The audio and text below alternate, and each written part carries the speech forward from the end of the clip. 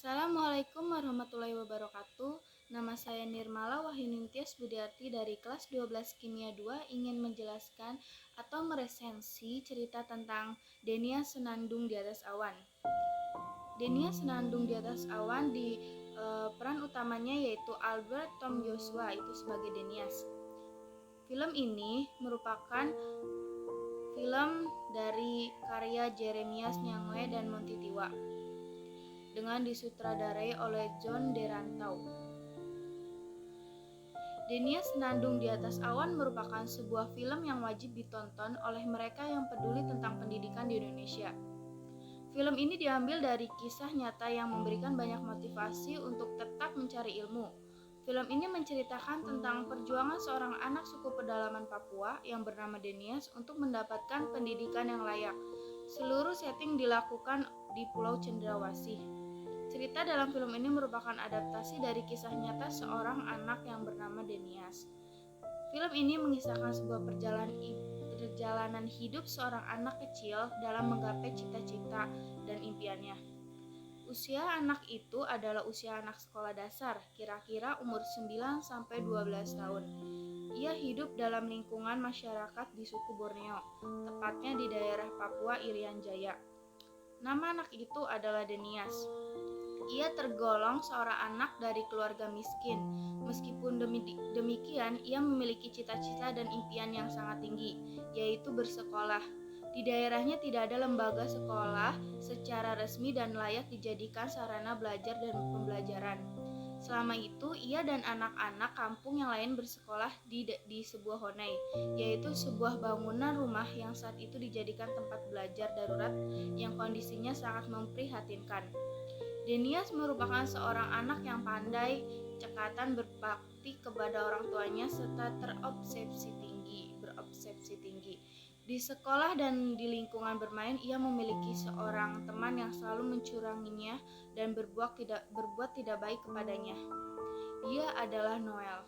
Suatu ketika saat di sekolah, mereka sempat berkelahi. Hal itu disebabkan oleh Noel yang bersikap curang dan culas saat bermain. Sebagai anak orang yang miskin, Denias berani melawan siapapun demi kebenaran, tapi tak peduli dengan siapa ia berhadapan. Hal itu ia tunjukkan kepada Noel yang notabene adalah anak seorang kepala suku yang bermartabat tinggi dan diyakini memiliki kekuatan supranatural di kampungnya. Pada mulanya, Denias dan teman-temannya di Honai tersebut diajar oleh seorang guru yang berasal dari Jawa. Ia terlihat cerdas dibandingkan dengan teman-temannya yang lain. Ia rajin dalam bersekolah. Bersekolahnya Denias itu tidak cukup lama karena istri guru tersebut sakit keras di Jawa. Ia akhirnya pulang ke Jawa. Honai itu pun sekarang sesepi hati Denias, tidak ada yang bersekolah lagi. Denias bingung, harus kemana lagi ia akan bersekolah. Ia kemudian menemui seorang tentara Republik Indonesia bernama Pak Leo. Itu panggilan yang dilakukan oleh Denias kepada tentara itu. Sebenarnya namanya bukan Pak Leo, yang benar adalah Maleo, yaitu suatu nama untuk satu korps pasukan khusus TNI yang ditugaskan di Kepulauan Irian Jaya. Pasukan itu terdiri dari cukup banyak orang, namun yang ditugaskan di daerah Denias hanya satu orang itu saja. Denias kemudian mencurahkan isi hatinya yang merasa kalut sebab tidak dapat bersekolah lagi. Mendengar keluhan tersebut, Pak Leo pun hatinya tersentuh. Ia kemudian memutuskan diri untuk mengajar Denias dan teman-temannya di Honai itu. Denias memang anak yang berbakti kepada kedua orang tuanya. Hal itu dilakukan sehari-hari. Suatu ketika ibunya terjatuh sebab kondisi kesehatan yang kurang membaik. Melihat hal itu, Denias langsung sigap menghampiri dan menolong ia. Ia pun berteriak histeris. Kebaktiannya terlihat sangat mendalam saat ia berkenan merawat ibunya. Dengan tulus dan ikhlas ia merawatnya. Beberapa saat kemudian, ibunya pun tertidur. Saat itu Denias tiba-tiba dipanggil oleh beberapa orang temannya, yang namanya pasti pernah melakukan kesalahan dan ketelebodoran, apalagi seorang anak kecil seusia Denias. Denias dipanggil dan rencananya diajak berburu ke hutan.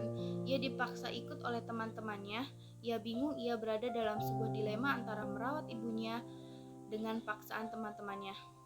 Melihat ibunya yang sedang tidur pulas, rasa solidaritasnya muncul. Ia kemudian bersedia berburu ke hutan bersama teman-temannya. Namun sungguh naas, ia lupa bahwa sebelum berangkat berburu, ia menggantungkan bajunya di atas perapian dekat ibunya yang sedang tertidur pulas. Baju tersebut kemudian terjatuh ke perapian. Api yang tadinya kecil kini menjadi besar oleh baju itu. Ibunya tidak menyadari hal itu sebab sedang tidur. Kobaran api itu semakin membesar dan membakar rumah, begitu juga ibunya. Denias melihat dari kejauhan ada rumah yang terbakar. Ia memastikan bahwa arah rumah tersebut adalah rumahnya. Ia lalu berlarian dari hutan untuk pulang. Sesampainya di rumah, ia sangat terkejut oleh kondisi fisik ibunya. Ibunya meninggal sebab terbakar api. Tubuhnya hangus, derai air mata tak sanggup tertahan. Ia mengalami syok berat selama beberapa hari. Ia hanya bisa bermurung durja, meski ayahnya kerap menasehati dan memotivasinya. Pak Leo pun juga menasehati dan memberi semangat hidup yang baru kepada Denias. Akhirnya, ia pun dapat menikmati hari-harinya dengan ceria lagi dan bersekolah lagi. Denias kembali belajar bersama-sama dengan temannya. Ia bersemangat, tapi semangatnya itu tidak didukung oleh orang tuanya. Ia kerap dilarang untuk bersekolah. Ia disuruh membantu bapaknya di rumah. Dalam kondisi semacam itu, semangatnya tidak kunjung padam. Ia bersekolah dengan sembunyi-sembunyi dari bapaknya. Tak lama kemudian, Honai itu pun roboh dan hancur oleh gempa bumi. Denias dan teman-temannya tidak punya tempat sekolah lagi. Pak Leo lalu berinisiatif untuk membangun tempat sekolah yang sangat sederhana, yang penting dapat dijadikan tempat belajar dan pembelajaran. Pembangunan tempat itu ternyata mendapat hujatan dari beberapa warga dan kepala suku. Tempat itu dilarang berdiri di sana. Tidak lama dari kejadian itu, Pak Leo dipindah tugaskan dari kampung Denias. Kini Denias kembali dirundung duka sebab tidak dapat belajar dan bersekolah lagi. Dalam kondisi semacam itu, Denias terobsesi oleh kata-kata Pak Leo bahwa di balik gunung ada tempat sekolah, tepatnya di kota. Denias hatinya merasa terpanggil. Ia kemudian memutuskan diri untuk meninggalkan kampung halamannya dan juga orang tuanya. Ia pergi dengan sembunyi-sembunyi. Ia melewati gunung dan lembah untuk sampai ke kota. Ia berlari kencang untuk segera sampai ke kota. Sungguh jauh tempat yang ditempuh Denias, tapi tidak menyuruti api semangatnya untuk bersekolah. Sesampainya di kota, mendapat seorang teman yang bernama Enos. Ia adalah gelandangan. Untuk sementara waktu, Denias tinggal bersama Enos di pinggiran jalan. Ia kemudian pergi ke sekolah yang dimaksud. Di sana ia bertemu dengan Busam, seorang wanita cantik dan berbudi luhur. Busam menanyakan tujuan Denias datang ke sekolah itu, yaitu tidak lain untuk bersekolah. Busam dalam dilema. Berdasarkan aturan sekolah yang ada, Denias tidak dapat masuk di sekolah tersebut. Hal itu disebabkan Denias tidak punya cukup uang untuk biaya sekolah. Lebih dari itu, Denias tidak memiliki buku rapot. Busam berusaha keras untuk bisa memasukkan Denias ke sekolah tersebut. Ia mensosialisasikan kepada semua guru dan pengurus sekolah. Dan untuk sementara waktu, Denias tinggal di rumah Busam. Namun tidak lama, ia kemudian tinggal di asrama sekolah. Busam berjanji kepada Denias bahwa ia akan dapat masuk di sekolah itu. Selama berada di lingkungan sekolah, Denias bertemu dengan seorang anak gadis yang bernama Angel. Ia baik hati, ia berteman akrab dengan Denias. Hal itu menyebabkan hati Noel sakit, dan saat itulah Denias tahu bahwa Noel juga sekolah di tempat itu.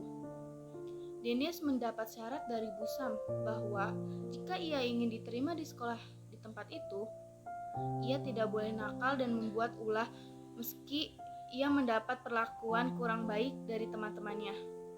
Ia harus dapat menahan emosinya. Ia harus mengalah jika ingin diterima. Saat inilah perjuangan keras Denias diuji. Di sekolah dan di asrama itu, ia masih tetap sama seperti di kampungnya. Ia masih mendapat perlakuan yang tidak baik dan culas dari Noel. Kini, ia harus sabar dan tidak menanggapi segala perlakuan Noel. Ia bahkan sempat dihajar habis-habisan oleh Noel dan teman-temannya tanpa ada alasan yang jelas. Demi bisa diterima di sekolah di tempat itu, ia rela dipukuli dan tidak membalasnya. Bukan dia tidak berani dengan Noel dan teman-temannya. Demi impian dan cita-citanya, ia harus bersabar. Saat di asrama, Noel juga bersikap sama. Ia bahkan lebih kejam. Ia membuat peraturan sendiri untuk tidak memperkenankan teman-temannya memberi tempat tidur pada Denias. Tempat tidur yang semestinya diperuntukkan untuk Denias, ia ambil alih, sedangkan tempat tidurnya dibiarkan kosong. Denias dalam setiap malamnya selalu tidur di lantai tanpa alas suatu apapun. Dengan kondisi seperti ini, Denias akhirnya jatuh sakit, tapi tidak lama kemudian dia sembuh. Di sekolah itu, Denias masih belum diterima sebagai murid. Ia di sana difungsikan sebagai pelayan kantin, melayani seluruh siswa yang sedang makan dan berjajan di sana. Suatu ketika saat jam istirahat dan makan, Denias mengantarkan hidangan kepada siswa-siswi tersebut.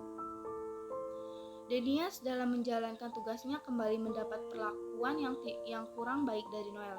Denias dijatuhkan oleh Noel. Denias tidak menghiraukannya, tapi Noel malah mengajaknya berkelahi. Denias maunya dipukul oleh Noel, tapi kali ini ia sedikit membela diri. Piring yang masih ada di genggaman tangannya, ia jadikan alat untuk menangkis pukulan Noel. Tangan Noel pun patah dan berdarah sebab menghantam piring. Denias merasa bersalah. Dalam hatinya terbesit rasa salah yang begitu besar. Ia beranggapan bahwa telah melanggar nasihat Busam, dan ia pasti tidak akan diterima bersekolah di tempat itu. Ia kemudian berlari kencang keluar, entah kemana ia pergi, sungguh jauh ia berlari. Busam mencarinya ke sana kemari, namun tidak kunjung menemukannya. Denias pada saat itu berencana untuk kembali ke kampung halamannya. Ia putus asa. Ia merasa bahwa impian dan cita-citanya untuk bersekolah kini telah pupus oleh satu kesalahan yang dilakukan, yaitu dengan melukai Noel. Denias adalah anak yang berbudi baik. Ia tidak lupa dengan orang yang menolongnya. Dalam kepedihan hati dan keputusannya, ia masih menyempatkan diri berpamitan kepada Ibu Sam. Ia berpamit untuk pulang ke kampung halamannya. Dan saat itulah Denias mendapat kabar gembira dari Busam bahwa ia diterima bersekolah di tempat itu. Hati Denias berbunga-bunga. Impian dan cita-citanya kini tercapai juga. Ia pun mengurungkan niatnya untuk pulang ke kampung halaman. Ia bersekolah dan mulai mengukir masa depannya. Denias pun menari di atas awan. Sekian cerita ringkasan dari film Denias Senandung di Atas Awan.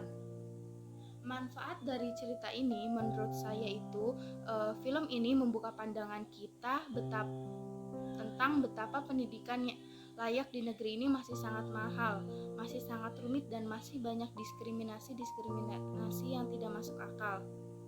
Dalam film ini juga kita dapat lihat keindahan Provinsi Papua yang berhasil direkam dengan begitu indahnya, serta memberikan semangat yang luar biasa dari seorang anak pedalaman Papua untuk sekolah kepada kita dan memberikan semangat untuk memperjuangkan apa yang kita inginkan. Sekian dari saya. Apabila ada salah kata, mohon maaf. Wabillahi taufiq wal hidayah. Wassalamualaikum warahmatullahi wabarakatuh.